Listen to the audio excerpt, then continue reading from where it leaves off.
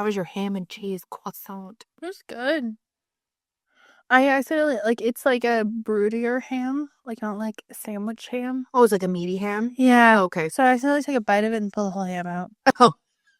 It's always funny when that happens. Well, because like cheese has that like grease factor, right?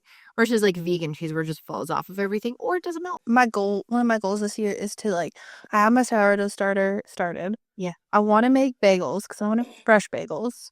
I'd love to make, like, I've been wanting cheese bread, but, like, no store sells cheese bread anymore. No, everybody sells cheese buns or cheese sticks. I noticed that. And I'm like, I want a cheesy bread.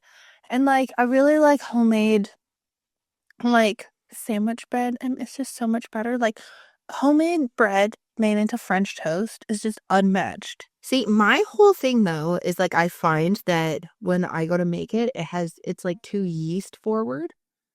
If you know what I mean. I think you overproof it then. It could have been overproofing, but like I follow directions to a T. Like I use that Frashe Living. Yeah. The Jillian Harris and her cousins like cook. I have both of those cookbooks because I mean they're good and they're Canadian and they're like simple yet fresh. And if you want, like, you can make them fancy. And they have the magic dough, and I did the magic dough out of the second one, and I made it. And I know it's not like the recipe; it could just be like my understanding of the recipe. But then also, what I looked into a lot of stuff is like obviously I make sure my yeast isn't expired because then it doesn't do its thing. But also, if you're like flour, your flour expires actually like way faster than yeast does. So you need to make sure that it's not like the flour, which I got new flour. I was trying to figure out like the difference. And then there's like the variation because we're in a higher elevation. And what's the other thing? Higher elevation. Oh, and every oven's different, right? A big thing too is like how, like, for sourdough, if you put it in the fridge versus you put it on the counter, use bread flour versus you use all purpose. If you use warm water versus cold water, like, there's all of these things that I think people look into. But I'd love to be able to, like, make my own rolls. I'd love to make croissants. Oh yeah, like making croissants, there's like a lot of butter involved. Like it's a lot of like layering and like pressing those layers. That's how you get like that floofiness. That's the whole thing is like I'm like slowly starting to do that because like it freaks me out how many things have had like metal pieces or have been recalled in the last like bit. And then I'm like, why do I buy that? Like our grandmother every Sunday would make rolls, couple loaves of bread, and like some cookies or something. And she did that every Sunday. Even when like before I guess she would be considered retired and even before that. Like that's what she did. And that was a normal thing. And I was like, for a while there, I was making those like for Ben, those like bagels that you make with it's like flour and like Greek yogurt. And I think maybe baking powder. I'm not quite sure, but like you can make them that way. Or I've done it before where I'm like, I really want a hot pretzel, but there's no hot pretzels. And then I make them and they're delicious. But there's no like, it's like finding that time to do it and not justifying it as a need instead of like, I want to do this. I had a discussion with people at work, and a lot of us were talking about how, like, these things, people are like, oh, I'll just buy them. Sometimes it's like a convenience thing, right? Like, I'll just buy this, and that's okay. Like, if you're buying like a snack food that'll work with you, there shouldn't be shame in buying that stuff because for some people, like, sometimes you just can't mentally comprehend doing something, but that shouldn't be a chronic excuse, maybe. If you're having an issue with the current products, then like it could be as simple as, oh, I want to buy a bookmark, and it's like, oh, I'm gonna make one instead. It's so much fun. Oh, I've done that. But like a lot of them, I'm like, we were talking about specifically about sourdough because she was gonna give me some of hers, and she was like, we got it, we feed it, and like, yeah, it's a labor of love, but it's like tastes so much better, and you appreciate it so much more. Yeah, and I'm like, I think that's why. Like, it's like, oh, I don't want to do it. She's like, I don't want to do it. I'll just have fast food sent to my house. But it's like back in like early 2000s, even that wasn't a thing. Back until like before the pandemic, it was barely a thing in Canada. And now it's like, oh, well, I don't want to do this. I'm just going to sit at home and then like have food delivered. And I understand people work and stuff, but then that falls into the same thing like I talked about before of doom scrolling and like not like doing those things. And then you go by convenience. Like, you know, a lot of people, there's like a fine line between like make it yourself and the people that are like, meal plan, that like meal plan for like a month. Oh, what about like what you said, where it's like you have time? What's your line again? Oh, it's not the fact, when you say I don't have time, it's not that you don't have time, it's that you don't use that time to use the other priorities. Well, exactly. So it's like, oh my goodness. Well, I would love to do that someday, but I don't have time for that. It's like, okay, well, what are you doing where you can't like, because it's funny how often you're like, oh, well, I don't have time to make like those cookies or something right now. But like actually making cookies and baking them, like even just like making the dough takes like less than 15 minutes. I think a lot of it felt like I started saying that a lot more too, because our mom would make a list, and this is no hate to our mom, by the way. No, She makes a list. we both did this too. Yeah. Like where you make like there's lists that you can make that are productive and lists that you can make that are so productive that if you don't get them done and you have those expectations that you feel like a failure, even if you complete 75% of said list. And like there's to-do list of like, oh, or like I want to make sure I get the dishes done and like I need to do a load of laundry versus like I want to learn how to do backflips on a trampoline. Yeah. And like it's winter. Having the perspective of what your day is. So if like at the end of the day, this is not to hate on your day, but if you look at your day and you go, hey, I spent 7 hours on my phone. Yeah. This is extreme. I spent 7 or 8 hours on my phone. And this is like just scrolling. If you work on your phone, that's different. Yeah. I say that I don't have time to make cookies or I don't have time to do this.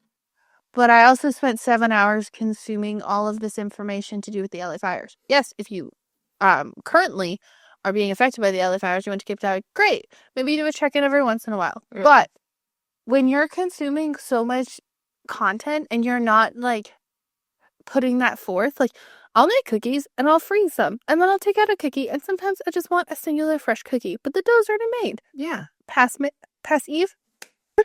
That's what Rachel, a YouTuber that I watch, does is she like makes, or like her mother-in-law will like be like, I brought you some dough ball, and it's like rolled up cookie dough, and then she'll take it out and like every night she'll make herself like coffee or a cup of tea and like sit down with like a freshly based singular cookie and just eat that instead of just having them out, because she's like, when you make them, like they sit for a while and then they'll kind of like dry out or whatever, and if the kids want some, I'd rather be like, here's a fresh cookie, and it takes like no time to do that because a lot of the process is already done. Of course, that changes like the texture and the way that like it's done unless you like leave it out. Like there's like that whole thing behind that too, but it's a fresh cookie instead of, whipping out the Chips Ahoy, which I would easily down like 6 to 7 of those with like a glass milk.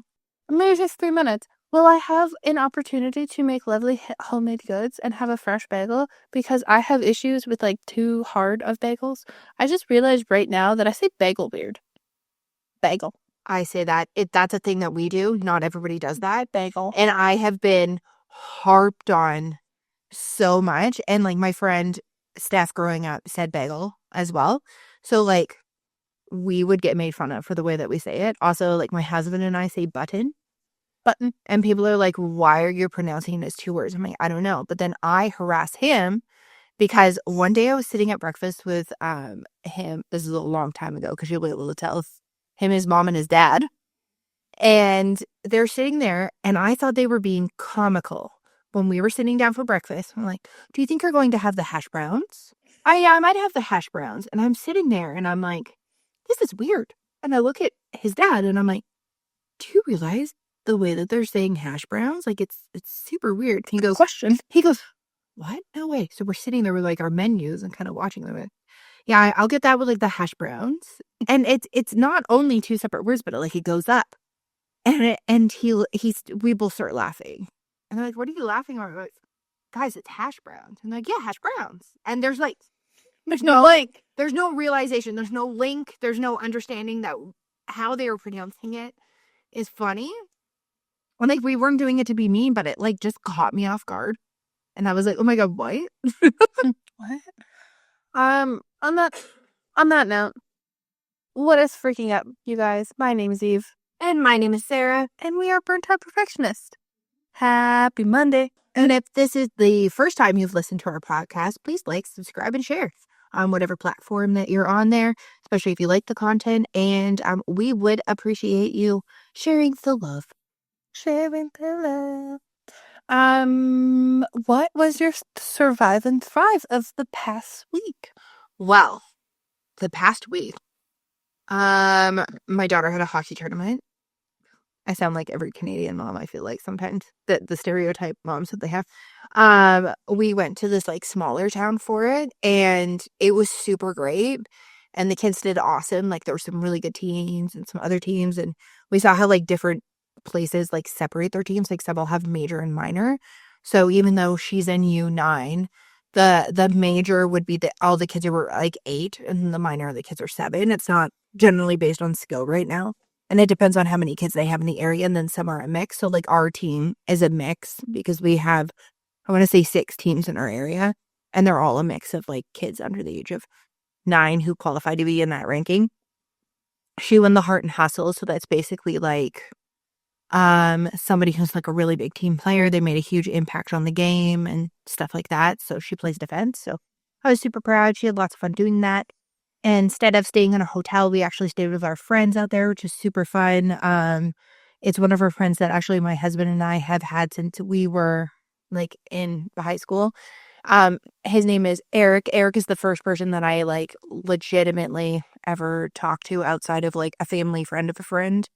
When I walked into high school, he was one of the first people there, and he's like, I haven't seen you before. And I was like, no, I hail from another town. This is where I'm going to school now. And we've been friends ever since. And his wife is awesome. And so was his kid. And his kid was so cute. We came in the door and she's like, my people are here. And when we were leaving, she's like, I don't want my people to go. She's like 3, almost 4 years old. It was very cute. She was very excited. She had costume changes about every 15 minutes to show off all her princess dresses that she has gained since the last time we saw her because she grew and she needed new ones. And her mom's like, I could totally justify it, because she used them. And I'm like, you don't need to justify anything. She is adorable. So, like, one moment I'd be talking to Moana. The next moment it would be Rapunzel. It was very cute. And as much as I love staying in a hotel and that whole, like, tournament vibe, it was really great because it wasn't, like, everything going on. Like, we had a quick taste because, there was a water slide at the hotel. So, of course, they were like, the kids could come in between. And we went, and that was enough noise for me. That whole thing, that was great. And last night I fell asleep on the couch because it's just like go, go, go, like all weekend. And we came home and then life starts, like work, school, all that other stuff again. I fell asleep on the couch. My husband guesstimates at about 6:30 p.m. And he came up and rescued me from the couch and escorted what we lovingly call Sleeping Sarah downstairs, who was very weird and says lots of funny things and is half asleep. And I don't remember any of it, but I ended up downstairs and I slept until about 6 o'clock. And my alarm goes off and I have the Alexa announcement. So it goes off after I dismiss it. And it says, you better get your ass out of bed because it's 6 a.m. And I'm like, oh my God. And I got everybody ready. But yeah. So I slept probably about 12 to 13 hours last night.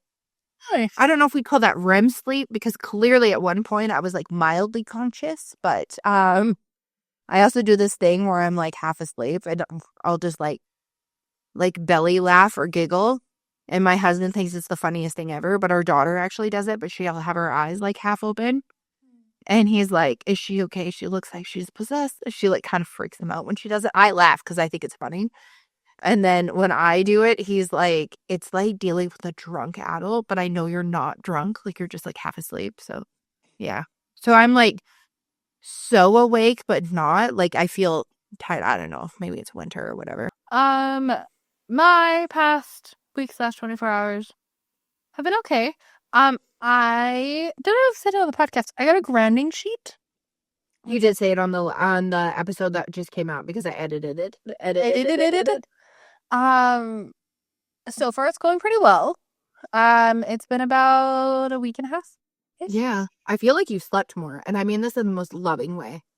Are you wearing makeup right now? No. Your bags have significantly decreased underneath your eyes. I will say I have noticed a huge difference. So if you haven't listened to the podcast before, I I have hemochromatosis, so I'm exhausted 24/7, Yeah. 7 days a week, 365 days a year. Yeah. Uh, Also, alongside of that, I have quite bad joint pain, which also does not help. So I've pretty much tried every form of supplement. I don't like to do prescription meds because sometimes it makes me feel woogie and they affect your liver, and I'm already downhill. So I wanted to try different things, and our mom had suggested, I had seen it on TikTok, but I thought it was a joke. So we had chatted about it, and it's called a grounding sheet because you plug it into the grounding port of your wall, and it is supposed to mimic the same sensation of walking through grass with bare feet. I thought you were gonna say glass. I was like, wow, that's really gonna drive people to be like, this may be the solution for me. Through grass. I almost said glass. And it's supposed to like ground your bed so it takes away all the different like vibes off. So I've done it for the past week. You can get a pad, but I got a sheet. And I have been overheating, which is great. See, and that's a big thing, is because that's your body trying to regulate everything. So you not overheating as a solid. Yeah. Yeah, and I've been able to like fall asleep significantly quicker. Last night though, I don't know what was up. I just could not fall asleep. I think it's because everybody in the house upstairs is sick and you're probably hearing them all cough through the ground. Our brother currently has a cold. Our mom has some form of extreme cold. So I'd say that's my thrive, is I have been sleeping a lot better. And my survive is my whole household is sick, but I don't know. I guess like the negative thing or whatever. survive. Yeah. I don't know. I don't think I talked about it in an episode, but I feel really bad for my kid. She saves up money to like buy nice things for herself, and she bought herself an iPad about 2 years ago. We got like Apple Care and all the other stuff. It was an iPad Air 4, and she uses this thing selectively. Like, she is not an iPad based kid, never has been. She uses it mainly when we go to like hockey tournaments, or if she wants to like color or do like puzzles, she'll do them actually on the iPad. So it's like very rare that she goes to use it. And the other weekend, she like turns it on and she's like, oh my God, what happened to it? And if you were to look at it and not actually like touch it, it would look like the screen was smashed in the corner. And I was like, oh, that's so weird. And we just gotten her this like absolutely amazing case for her iPad. And I was like, weird, like it has a protector on it. This case is like OtterBox level. Like, what the heck? I opened it up, take it out. I'm like, weird. Nothing is broken on it, but it's stemming from like the one spot in the upper corner. I was like, okay, whatever. I'm going to peel off the freaking screen protector. So I peeled off the screen protector and I'm like staring at it and I'm like, there's nothing broken here. And then I was like, hey, honey, like, I know people have accidents and stuff. Like, have you dropped this? I mean, she's like, no. I look on the outer shell of it. There's nothing wrong with it. So, like, basically what you have to do, you have to go on Apple support and then they send you to, like, a local. So in Canada, most of the time, if you don't live near an Apple store, you have to go to, like, a London Drugs. So I go in, I take it in, the guy calls me. He's like, hi, I'm really sorry. What this is broken pixels in the iPad. And they actually don't make the screen for the iPad Air 4 anymore, which drives me nuts because, like, for years, it was always like you could get things replaced or like it was recyclable, like all this other stuff. And he goes, so basically, he'd have to contact Apple, and then they send like a specialty screen that I guess they have in like a warehouse or whatever, and he would fix it, and it would cost like $550. Or he's like, you can just like buy a new iPad, which is gross to begin with, but yeah. And I was like, okay, I'm like sitting there thinking of it. So after I left the previous tech company, I had like purchased myself a laptop, and then I had purchased myself an iPad Pro, and I was using it like here and there, but not that often. And I decided after like, obviously like my kid could look at her piggy bank. I told her anytime she can buy her own thing. I was like, you know what, you can use this, because she wanted to do a couple more of those like kids like coding apps. She just wanted to have it just to like use something else, and obviously for like when we travel to watch things. And I let her use that, and she was so happy. Like, there's so many cool features that are on the Pro that I like forgot that would actually benefit her too, like different apps and stuff like that too.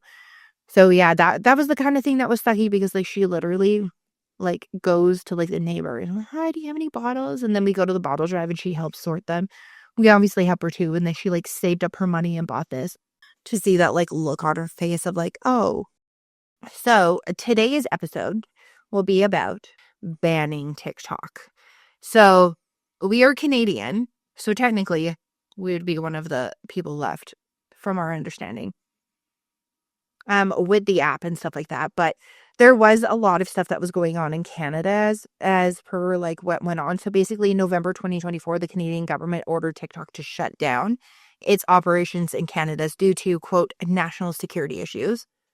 And there was offices in Toronto and Vancouver, and they basically went and shut the doors, resulting in hundreds of people losing their tech jobs like overnight. So this wasn't TikTok shutting their doors.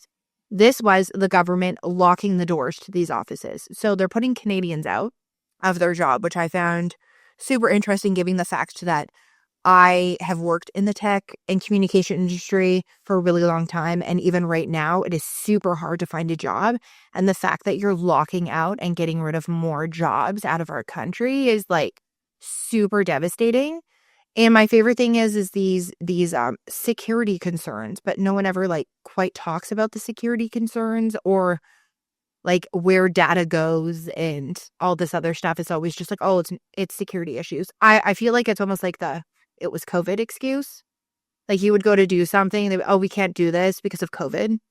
And I'm like, how does COVID affect getting rid of the fucking time change?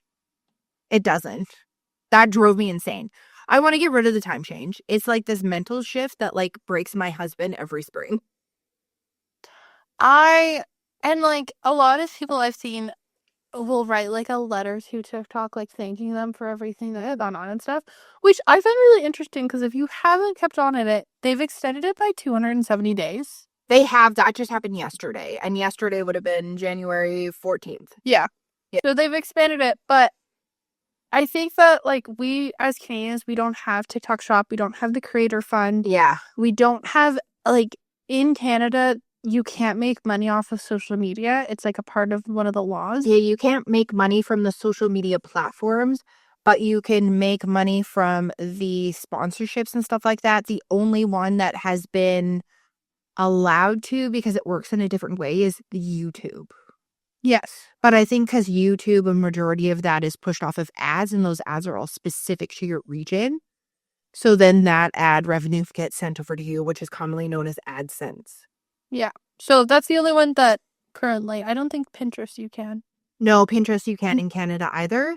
I can't remember. I remember they used to have something in the States, but I think the main purpose of how people were making money off of Pinterest was like you have the pin, but you're redirecting them to like a blog that you already have that's monetized, or like your website, or pushing them to like your Amazon storefront to purchase said thing that say you may be featuring in like a pin or an article or something like that. So it's because it's like a redirection site, and that's how people are making money indirectly through Pinterest.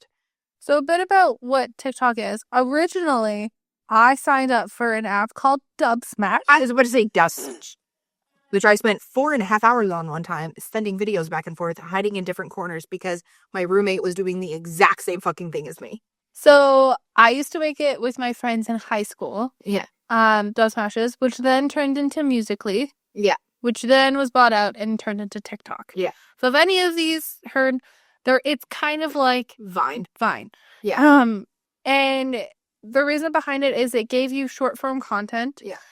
Originally you couldn't put photos. It was only that you could put like 10-second videos. Oh, it started at 6. Then it went to 10, and then it was like the more you were on the platform, or the more that your content was viewed, the longer term you got. And it only went to a max of 30-minute videos, like, I want to say like last year, and then they brought in 1-hour ones. Which I didn't know about the 1-hour ones. I only knew about the like, I remember when, I think it was like during the pandemic, it could go up to 10 minutes. And I was like, what? Oh, yeah, especially because we were all like bored as all heck. And it was like, wow, how, I'm like, this video is going on forever. And I was like, oh my goodness, they bumped it up to 10 minutes. So, and then there was only certain creators that could have the 10 minutes. Yeah. You know, there were specific reliance. Well, they always like test a lot of things too.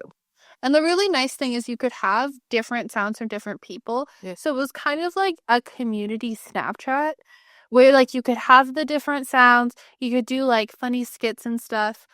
No. I thought I was going to fall off the chair. So that's where it kind of like came through. And then it started with you had different sides of TikTok. So depending on kind of where your algorithm landed you, you could have the craft, the book talk, the dancing TikTok, the celebrities, the short form films. Oh, my husband. Plumbing. What else is it? Hook Golf. talk. Golf. Rug cleaning talk. Rug cleaning. Oh, the guy who cuts people's lawns. Oh, Pressure wash talk. Rug talk. satisfying talk, cleaning talk. Like just so many different aspects. So it's just like, but it kind of, it always constantly built your algorithm. And if you didn't like your algorithm, you just clear your cache and then you could like start fresh from your For You page. And then it's kind of started with, then you could start sending videos to your friends. So you would have followers, you could restrict it as much as you can, and you would send them different contents, different random pieces of content. That would also affect your algorithm. Yeah. And then it just started kind of building it up from there. Then millions of people were signing on, and it was like mainly like a lot of the influencers were in America. Yeah. I will say though, 90% of mine are from the UK and Australia. I have a lot of people from Australia and like New Zealand. Yeah, so a lot of the people that I have. I do obviously have like the American, but I will be totally honest. I wanted to see how long it would take, and it took until like I think it was like sometime last year that I ever saw organically coming through my For You page a Charli D'Amelio video. Like, I didn't know who these people were when they were talking about Charli D'Amelio, like one of the biggest people on TikTok, or Addison Rae at the time and stuff like that. I had never seen these people on my TikTok feed ever. And I think that was the whole thing, is it all kind of depended on where they were going and where your viewers were going. But their algorithms were very dependent on just like you as a person, not their agenda. It was about you and what you had looked at. And this kind of built like groups such as, so like YouTube had O2L. Yeah. Well, TikTok had like the Hype House. Yeah. I can't really think of any other ones. There was, oh my God, there was that line where they all had like masks on and they were diamonds and they were in like rich mansions. Oh, haven't seen that one either. Oh my God, I can't, it was like They had diamonds above their heads like Sims? No, like it was like a mask. Oh, if anybody knows what it all, let me know. But like there was that. Clearly I wasn't on that side. Then there was mom talk that came in during like the pandemic, recipe talk. And I think that like it became a place where you could really make it whatever you wanted it to be. Yeah. Like you could search it, and like you were seeing kind of more real people. It wasn't like, because this was a time when YouTube was very like commercialized. Well, that's the whole thing, is I find like the reason why we probably all kind of, I mean, other than like the pandemic and stuff like that, but the reason why we all kind of moved over is because it was more like more casual, less produced, and more like you said, like real. So when you would usually be looking at somebody and they have this like curated vlog, which I love a vlog. I go for that in the previous episode and stuff like that. Like, I do love that stuff, but sometimes there's a time and a place where you just want to see, like, for example, a mom with no makeup on, wearing sweats, dropping her kid off, just not looking like so aesthetically beautiful. It's not even funny. Not 100% perfect. I felt like there was a lot of like, when TikTok came in, like there were still people who were like doing dance videos and stuff like that too. But it slowly started like this wave of like openly talking about things, especially when it came to like women's health, because a lot of health studies are done based on men, because a men's cycle is like 24 hours versus like a women's cycle, which is like 28 days on average, for like hormone fluctuations and stuff like that as well. So it was just a lot of like, if you feel this way and you're being ignored, if you feel like you're being ignored or whatever, like there is somebody else there like that, which I know some people are like, oh, that spawned a lot more like hypochondriacs and stuff like that.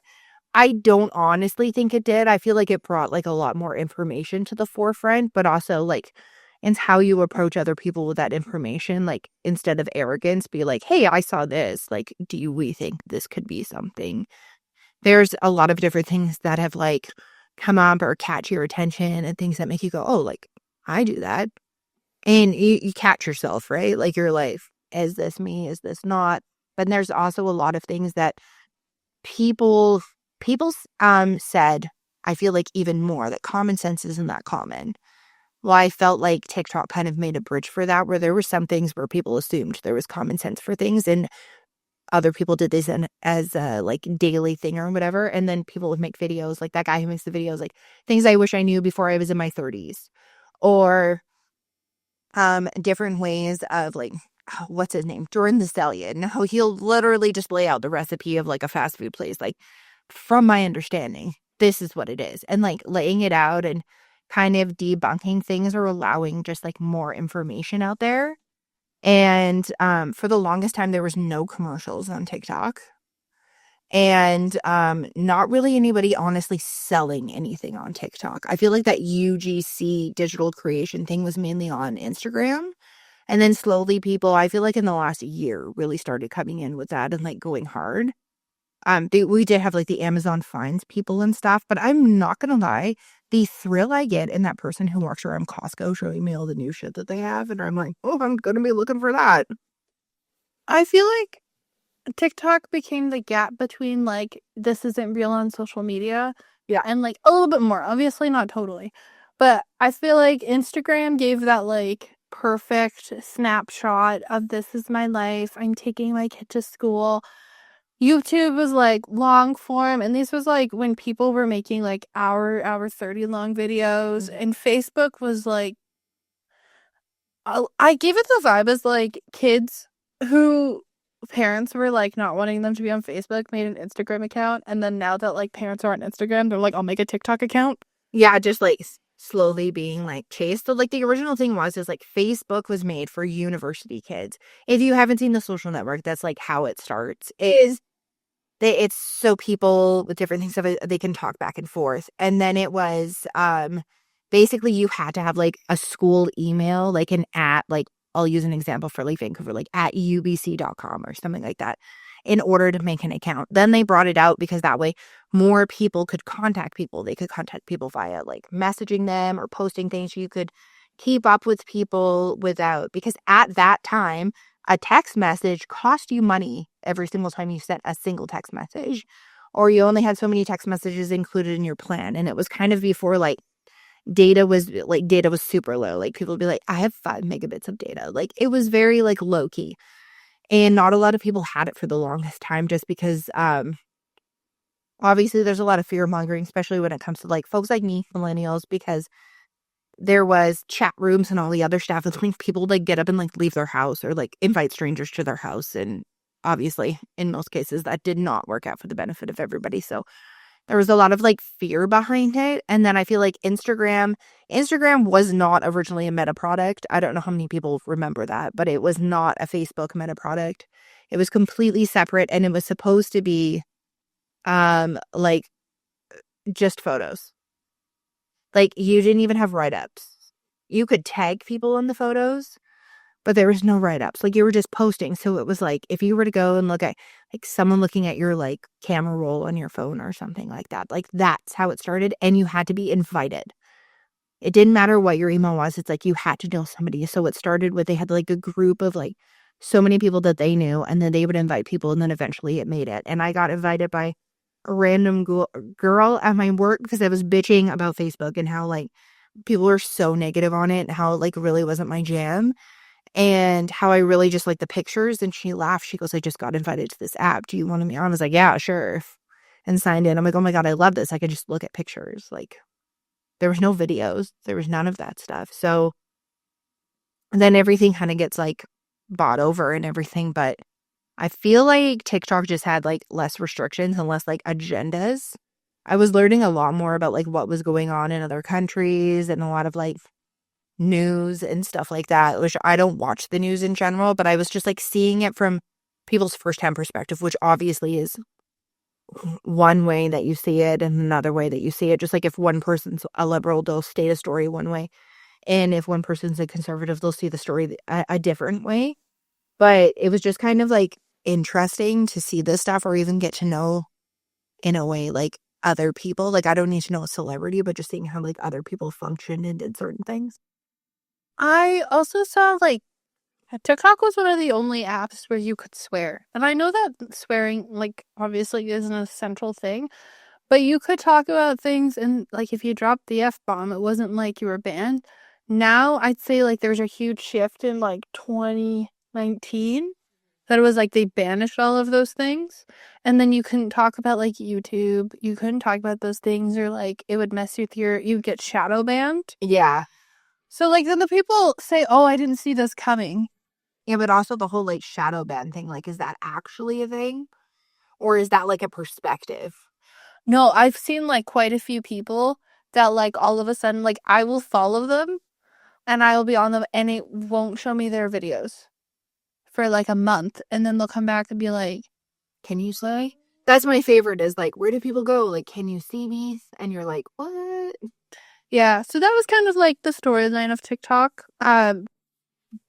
I feel like it became, like, in 2020, definitely, I'd say we both kind of had a doom scroll. Oh, yeah. And then we both took it off our phones for a while. And then Yep. put it back on. Once we're censored business stuff, I'm like, ooh. We're like, yeah, we should probably have that again.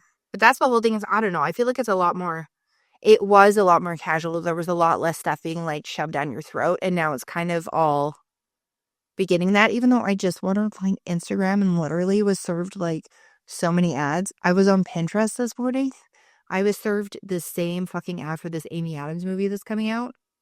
Yeah. 4 times in my Pinterest feed as like horizontal video that was playing Yeah. in between my pins. And I was like, what? No, I don't want this shit here. And, like, so many of them are just, like, feeding marketing all the time. I know. Like, I sometimes I just want to go on and like forget about that shit. I don't want to be sold something. Yeah.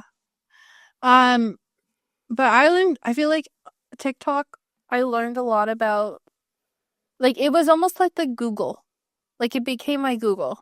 Yeah, because like if you wanted, that's the whole thing. Is like, I know other people know this. So like obviously like I look for different like dairy free recipes and stuff like that. And there's this one guy, Liam. I just tried to find his handle and I can't find it on there. Basically, like he's like a nutritionalist, but also he people will tag him to like debunk stuff or like talk through a video. He'll be like, I understand where this person's going, but this is actually highly incorrect. So this is what you can do instead. And he'd be like, okay, like this seems cool. Like, yeah, like the metrics and stuff like that look super sweet. If you're looking at micros and macros, like it's really great. And he'd make it and he'd be like, okay, so I can relay this to blank. Like he would tell you if it's good or not, but also have like the recipe. But if I want to do like a recipe, I'd go on Pinterest or TikTok. So if it was like cookies, I'd look it up on Pinterest because you can just like, generally you don't even have to open the pin. Like the ingredients are already listed, like when you go to it. But he would, on like other people and stuff like that, you could like literally watch them make it. So that way, if they're like, cream it to this level, and you're like, what the fuck does that mean? I don't have a picture. I'm going to watch it on TikTok. I can watch the video and I can just pause it as I go and do the things. And the recipes in like the description, like, this is so great.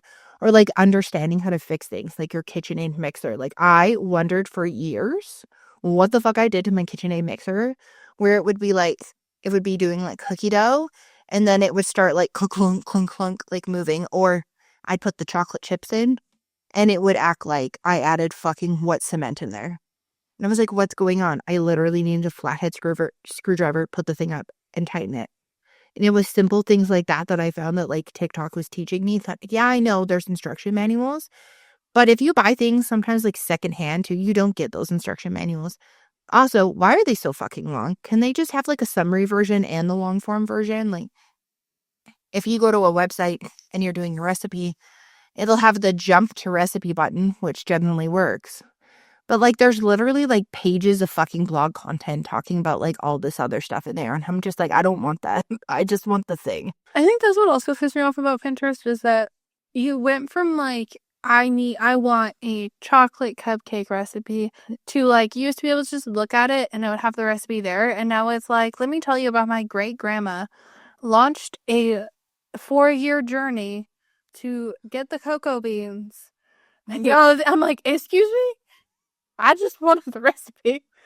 And, like, it bugs me because like, put that at the top. If people want to read it, great. Put it at the bottom.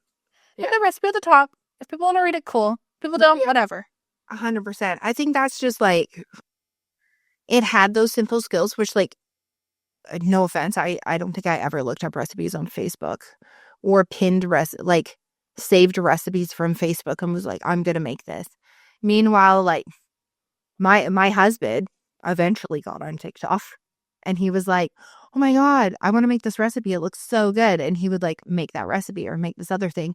And he said it made it easier for him to find things that like I could eat, like non-dairy things, or cool, if this thing's trending and he really wants to try it, let me find a non-dairy version of it that doesn't taste like ass, and like how to make it and everything. So I felt like it offered like a lot of solutions. I mean, like, I know obviously like there's crap out there. It might have just been like my algorithm, but a lot of people I know were just like finding out more information. It was like a fast and easy source, which were like, oh, attention span. I'm like, it's not attention span. It's just like when you want to do something, you don't want to have 85 million ads and all this other shit yelling at you. And that was a chance to like have a visual representation of it, have it within a certain amount of time. So I'm not taking an hour to watch somebody bake something.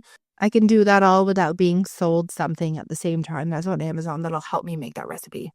And it also gave you a preview. So, like, a lot of podcasts and stuff like that, you could listen to, like, the first half an episode, and then it's like, oh, I want to listen to this further, or artists and stuff like that. That's a huge thing for me. Other than recipes, TikTok is the number one place that I find music, because that algorithm works in your favor for like who you're following and other things that you like, where I'm being offered not singers or stuff like that that like are not applicable to me. Like my algorithm has never offered me Taylor Swift. Again, I say this all the time because I do not want to be attached at all. I appreciate what she does from a business standpoint. Her music just is not my jam. And yes, I've tried. But do I like a lot of other music? Yeah. So there's other artists that I've been able to find and like their music. Like, and then those people have been able to be independent, take that money from their TikTok or whatever and invest it into like recording studio sessions or being signed by a label. Like, there has been so many lives changed for the good for TikTok, with TikTok, that I think it's like super sad to see it go. Like, I know a lot of people who lost their jobs during the pandemic and started making like having a small business and like showing what they were doing, or even showing what they were doing just to share with other people and have a human connection on TikTok. And then people are like, oh my God, could you make that for me? And then starting a shop from that, and then advertising that, and then being able to get revenue for that, and maybe not having to return to that corporate job, which I feel like is like one of the agendas behind it, is this is offering too many people a market at no cost in order to access it, that originally was kind of like a club that you had to join and had to pay so many fees to get into. I feel like a lot of them too, like, it was a space for like a lot of corporate people to like talk about things and learn different things.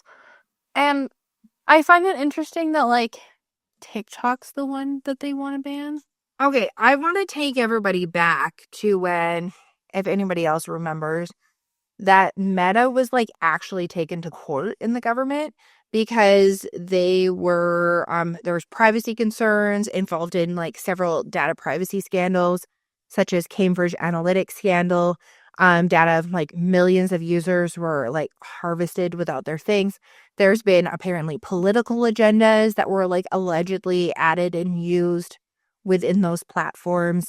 Also, like a hard spread of like misinformation. So like what happened in Canada is it was basically like, because there was all this stuff going on even in the States, there was misinformation when it came to the news, and they were talking about having news on social media and if that's a good idea and all this other stuff.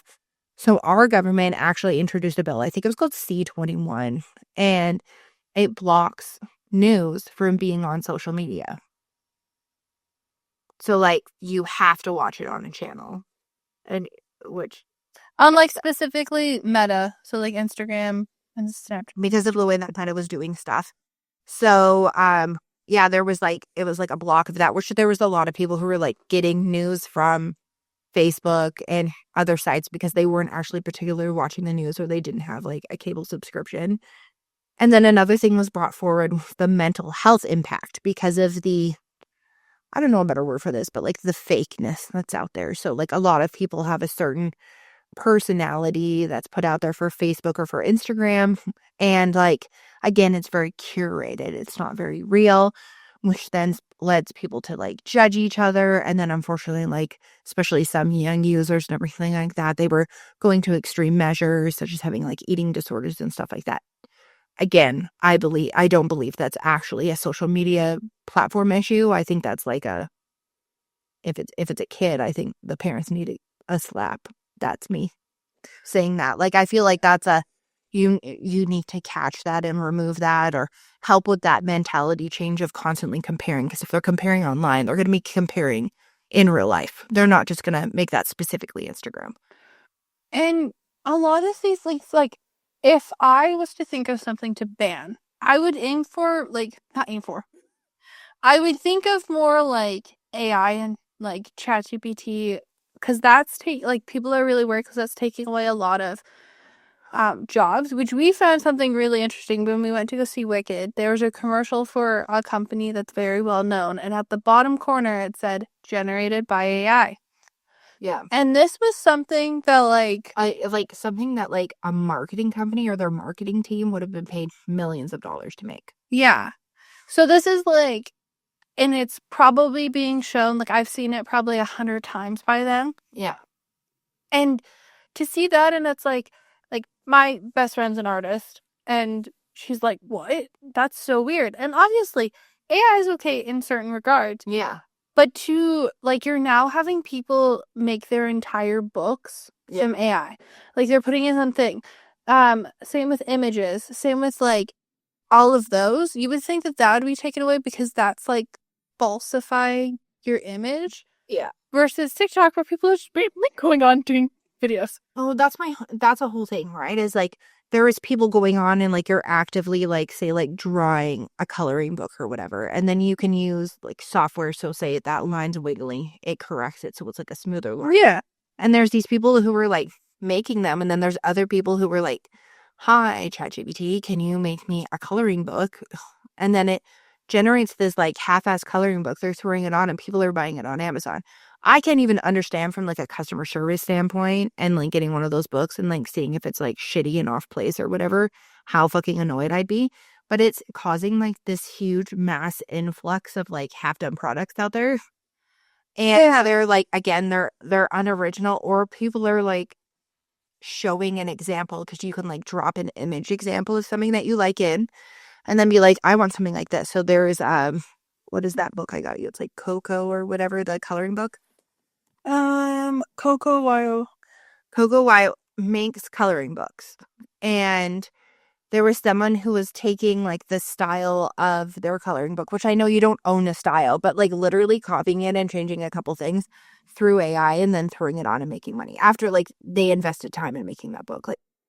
Like making their own style, which there's a difference between like making your own style and like being inspired by that style and like doing other things. But, and also, you like, these aren't the people that are making it homemade and then charging triple the price. Yeah. These are the people that'll make it and they'll like sell it off, and they're like individually making everything and they're spending the time to do that. And people are like, oh, you want quick cash? Do this. Use AI. Use this. Use this.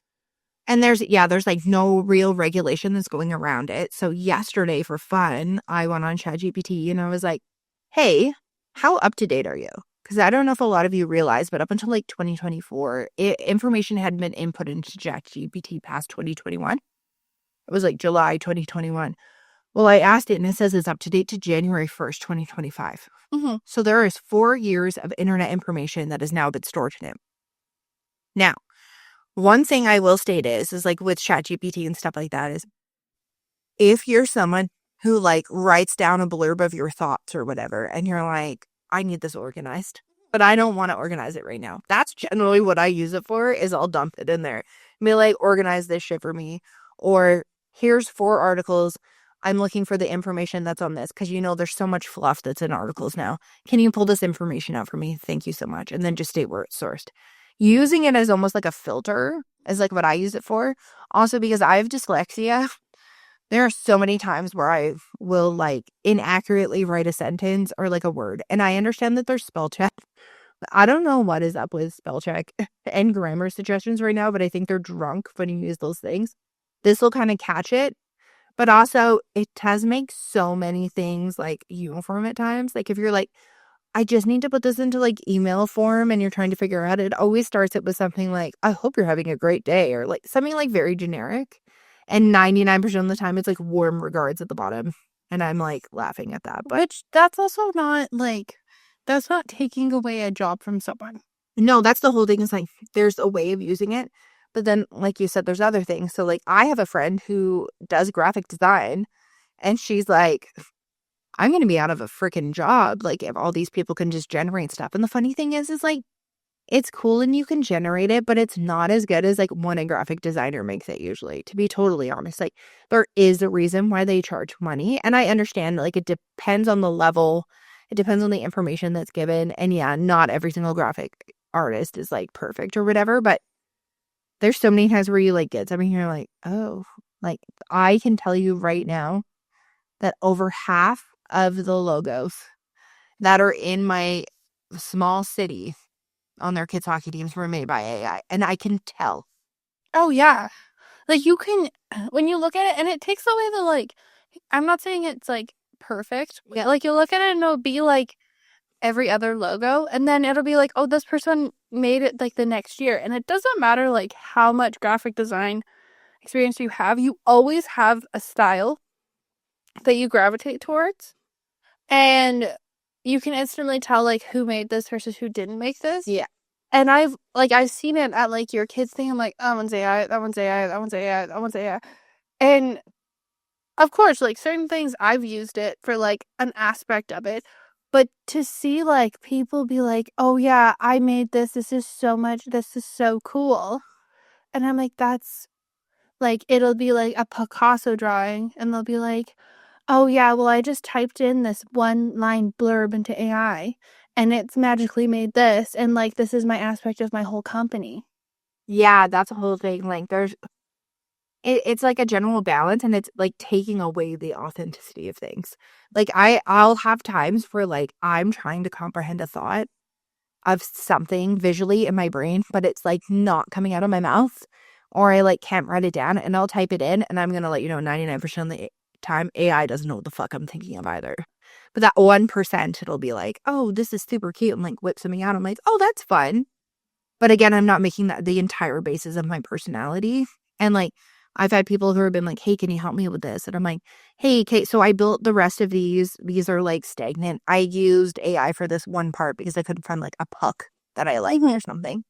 And I wanted one that like looked this specific way to go with it. And they're like, oh yeah, like people don't really care. But also like building the rest of the layers. Also another thing, like just to bring in when you do stuff like that, is if you're going to go print something and it has like a different layer of things, you have to like put things into a different type of file. And like a lot of AI things will convert over to like what's a vector file is. So like there's a restriction when it comes to that. But I know what you mean. Like, there's a lot of things that they say about TikTok, but there's so many other things that are like way like scarier when it comes to things. Like, for TikTok, they're claiming like, oh, you know, there's concerns because of like China, and you know, we're leaving an investigation, which makes me laugh because like I saw some statistic like 75% of goods are brought in from China. Like, people buy stuff off of sites that are produced in China, and I feel like this is going to be like the perfect business example of the whole soy is bad for you, when actually, like, when you look at it, like, for some people it may not work the best and digest well for them, but no, you're saying no. Not for me.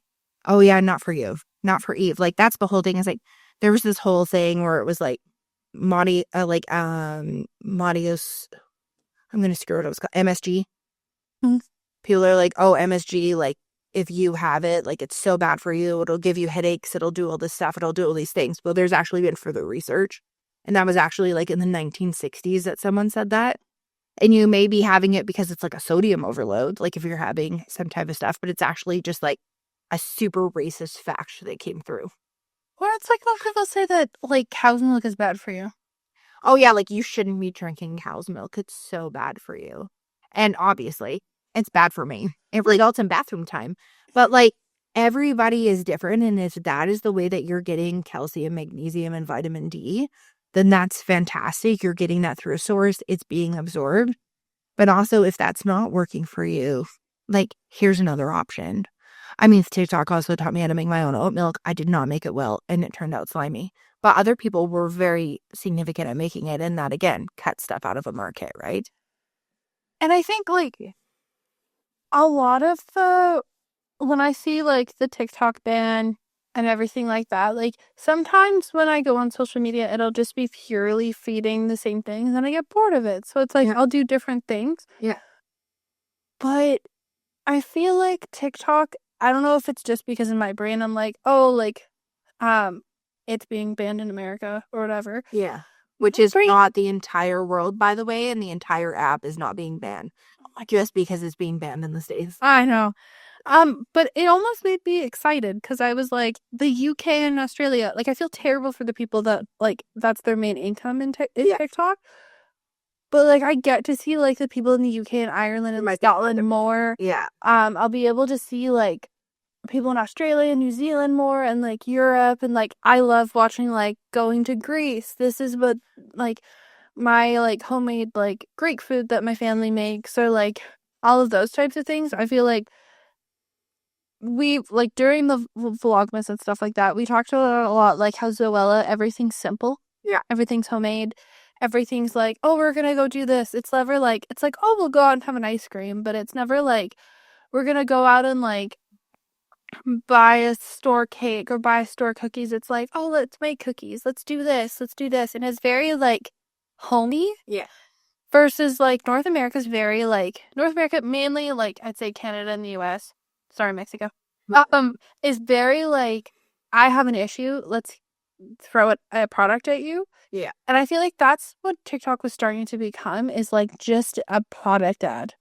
I think that's a big thing. I know it was worse in the States because, like, I had no idea until a bunch of Americans were swapping their VPNs to TikTok Canada. Yeah. That they were like, oh, yeah, like, I knew we didn't have TikTok Shop, but I was unaware at the absorbent amount of ads that they got. Mm-hmm. Because there was TikTok Shop and stuff like that. And, like, also, like, a lot of them don't have, like, the STEM feed, which, like, we have. I love the STEM feed. Oh my God. Like watching so the many waterfall. different things that you can learn. I mean, so many different ways to, like, learn math and stuff like that. That, like, I would have loved to learn math that way the first time instead of, like, trying to learn that and, like, counter what I learned in the past. And one thing that really bothers me overall about this is, like, with TikTok, if you're a small business or a person or in general, you can make, like, content that is a form of an ad and it costs you nothing. And then real people find your company, and real people meaning, like, not people that you're having to pay in order to induce like, advertise your product. They find it and they review it. And then sometimes those companies, like, become huge and viral. And, like, I think that's the coolest thing ever. Like, when a mom and pop shop, like, becomes viral, or someone is, like, promoting their dad who's been an author and retired and finally did this. And it's like, please read my dad's book. Like, if you're interested in stuff like this, we'd love it. And, like, there's all these, like, books or different ways of, like, thinking or different systems and stuff like that. And there's all these different ways that, like, it, like, helped. And I'm very interested to see. I mean, I feel like, because I do not trust certain things, I feel like that if they do eventually ban it, they won't show the actual financial impact on their country. But, like, you're taking away, like, sure, yeah, there's influencers. I know everyone's like, oh, fuck them. They just make content and then get paid for it for these videos, and they get sponsorships and stuff like that. But, like, those folks pay bills. They have houses, and they help other people sell products. And then those small businesses and all those other people, like, is this going to be a massive impact? How many people are they going to have that are going to be on unemployment? How many people is there going to be a surge in a lack of jobs? Like, I feel like because of how many people were able to do stuff like this on a platform that costs nothing, because you have to pay to advertise on Meta. If you put up anything that is like advertising, you have to pay for it. I think a lot of these too, like, I try to see it as like a positive side. Like a lot of content creators that I see now that are in America that are preparing for this, that are like Going over to YouTube. Tabitha, like they're going to YouTube, they're going to like mainly YouTube that I see in Oh, a lot of people saw it as like chasing the next thing. Like, okay, I'm going to go do this or whatever. But like, if you watch a lot of creators, like the long form creators that we talk about, they had issues transitioning over to short form content because, of course, they wanted to be able to like give more of a picture when a lot of people wanted like, you know, a couple like cuts of the content and then kind of see like when you're cleaning something. They don't want to see the full aspect of you going through everything. They want to see a sped up version and like things cut out. And they're like, oh, it's so hard to like do that. Well, can you imagine going from short form content where you're making multiple videos a day and you're editing those videos and getting those videos sent out? Maybe they're 10 minutes, but instead you need to make a video that's an hour and maybe you post 2 to 3 times a week, but you have to have all that extra content, but you have to understand that long form content, they want to see those details versus short form content where you cut out or speed up those details. Like, but I feel like Tabitha's talked about too, like she's gonna do like a minute and stuff like that, and there is YouTube Shorts. yeah. And which is a max 60 seconds. It literally is like 59 seconds and 0.9, like 59.9 seconds. Even if it's 60 seconds, it won't let you post. But I feel like a lot of people, like when they started taking off on TikTok, some content creators only had TikTok, and they kind of put all their eggs in one basket. Yeah. Is there a booger? No, I was waiting for you. I read the podcast that much. Oh. Putting all of their eggs in the same basket. And, like, obviously, we're not famous. We're well aware of this. We're not making millions of dollars off of these things. But when we sat down with our business plan, my immediate reaction was, I don't want to be all in on one platform. Like, I know it's gonna pain in the ass, but I think like we decided like we needed to try everything and see what hit. And we were also like, what do we like posting on? Because that's the whole thing, is like you can post on other things, but like where are we actually getting traffic on? Like what do we feel authentic when we're posting things on? And then I was like, well, unfortunately, we do have to post on Meta, but like I can go Instagram and like post through there, but it's not as like, we don't use that as our main thing. Like we know where we're focusing on stuff. And we also figured out that like as much as we love TikTok and we'll still make TikTok content, you know, it's just not hitting right now. But as long as we enjoy doing it, we'll do it. But if we ever don't enjoy it, then we're not going to make anything. And like I know Lexi has Hugsy and stuff like that, and a lot of people are starting to have like other like they have like brands based off of like yeah. And I think a lot of people like they have podcasts and stuff like that. They make it seem like it's happening tomorrow. Like they've been aware of this for a while, of the possibility of it going. And a lot of people are like, I've already started doing YouTubes and stuff like that. I've already started doing this. And if you think about it, the fact, like, I know it's terrible.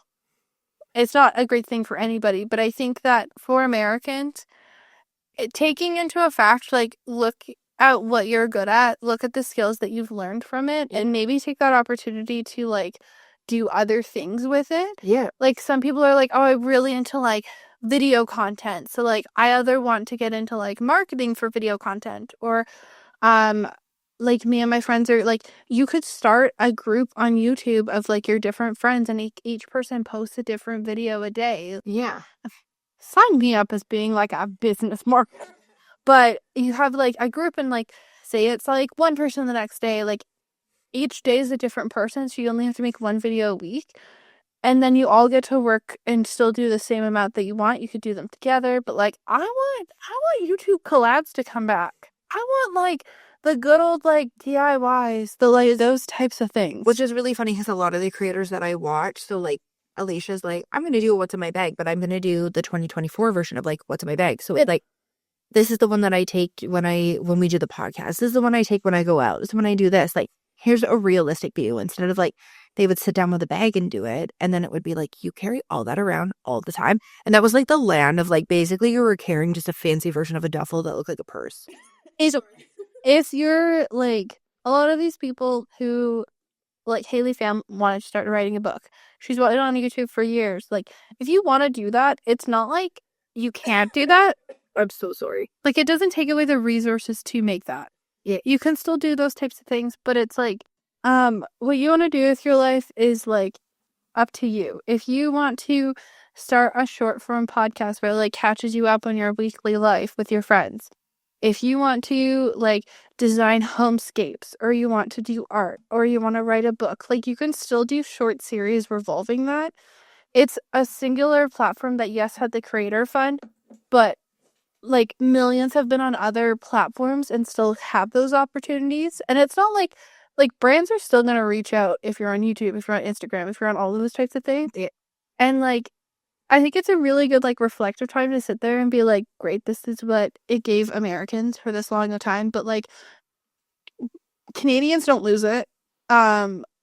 Americans are losing one outlet. Like, we don't have part of the apps that they do, but they lose one outlet and they can switch over to the next one. Oh, you mean like Red Note? Like everyone seems to be jumping over to that right now.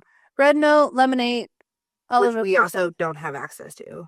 So like, it's more, as much as TikTok being banned is crappy for the people in America. Also, you need to think about it like, if you have a business before COVID, before like the like social media started to really take off, you'll have a business after. Yeah, and that's the whole thing is if you're wanting to start an idea and do an idea, you still have a chance to do that. You just like seriously, there's a lot of people who have those ideas who are on TikTok right now, and none of their stuff is trending, and they have no views. Mm-hmm. So you can still do that if that's your passion. People will still find you, and your audience will still like look after you just because you're not on short form content, or because it seems like you know somebody who blew up on TikTok. Like there are tons of people who have completely survived. You know, if you're in the influencer mode and that's something that you want to do, there's tons of people who have survived on Instagram. There's tons of people who have built communities on a lot of other areas, or even built communities on just having like a blog on a website. Like communities aren't just built when it comes to TikTok, and just because it seems to be the end of the world in America, it's not the end of the world everywhere. True. And on that note, I stay warped and twisted as ever. We've laughed, we've stumbled, we've had a blast. Sharing it all, no filter, no masks. Same time, same vibe, next week's your cue. We'll keep it real, cause that's what we do. Every Monday's a brand new surprise. Twists, turns, and lessons in disguise. Through chaos and calm, we've got your back. Tune in for more, we're staying on track. A bird dog perfectionist, we're keeping